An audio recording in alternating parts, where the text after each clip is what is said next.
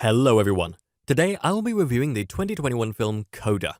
Coda is directed by Sian Heder, written by Sian Heder, and stars Emilia Jones, Marlee Matlin, Troy Kotsur, Daniel Durant, and John Fiore. This is a Coda movie review and there will be spoilers. If you like our movie reviews, please like this Coda film review as that helps us out with YouTube's algorithm, and consider subscribing. Once subscribed, click the bell notification box and you are all set. Please also consider becoming one of our patrons on Patreon, link in the description. Coda, the letters of which stand for Child of Deaf Adult, is a movie that is so well-meaning that criticizing the little problems in it could feel a bit wrong. The three central performances are very good, with the two principal female actresses, Emilia Jones and Marlee Matlin, perhaps award-worthy. The performance that works really well in this picture is the one of Troy Kotsur. The movie revolves around a family of four that works in the fish business. The mother, Jackie, and the father, Frank, are deaf, and so is their son, Leo. The daughter, Ruby, is sort of the glue that holds them all together in this profession, as she is not deaf and serves as an interpreter for them, as she is able to communicate through sign language. Ruby is just a teenager, though, and she is one with an incredible gift for singing, as the film soon unveils. Coda has a lot on its plate theme-wise, and isn't afraid of getting into some difficult subject matter, even if some of its scenes are somewhat awkward. I like that about the movie. The film is set in Gloucester, in Cape Ann. As directed by Sian Heder, the movie's premise treads on sometimes familiar ground.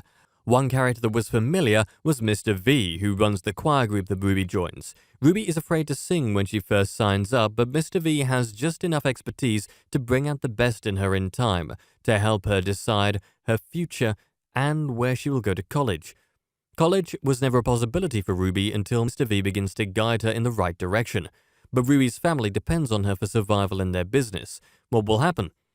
Though what does happen isn't exactly groundbreaking, this storyline does captivate the viewer throughout with enough fresh scenarios that it doesn't feel as cliched as it could have in a different director's hands. Mr. Holland's Opus is an older film that had portrayed a man who was a teacher with a deaf son, sort of the opposite of this movie, where the child can hear and the parents cannot. I mention that film because I feel some of the scenes with Mr. V and Ruby reminded me of subplots in the older movie, where the teacher works with a talented singer and a not-so-talented student as well, and makes them strive to achieve their potential. Both movies also portray the struggles of a family where either the child or parents are deaf, depending on the picture. Coda achieves some of the greatness Mr. Holland's Opus did, but not all of it. Coda's strength lies more on the familial aspects of it as opposed to the educational ones. I felt Coda was exceptionally strong in its portrayal of the mother Jackie, played by Marlee Matlin, who is an Oscar winner for Children of a Lesser God. Jones and Matlin share a great scene together where their characters discuss the mother's concerns from back when she first had Ruby.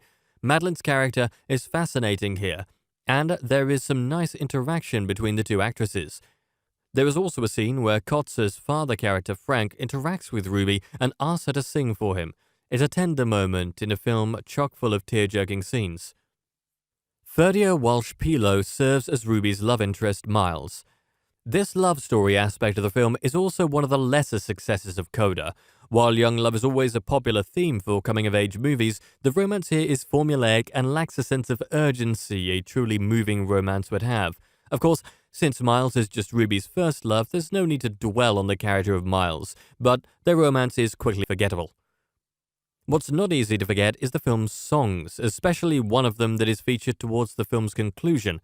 Ruby sings Both Sides Now, a Johnny Mitchell song, remarkably well, and when she does so at an audition and uses sign language so her parents and her brother can understand what she is singing, there's not going to be a dry eye in the audience. That emotion found in this scene is undeniably powerful. Coda has its flaws, but is so moving at times that it needs to be seen. A movie with a few flaws such as this one wouldn't typically get as high a rating as I'm giving it, but then again, there are few movies that have as many special scenes of remarkable sensitivity as this one.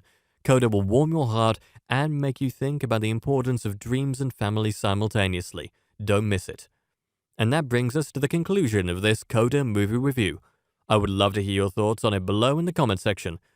If you liked what you heard during my review, please like this video and subscribe to this channel. Thank you for viewing, and you can watch one of these reviews next.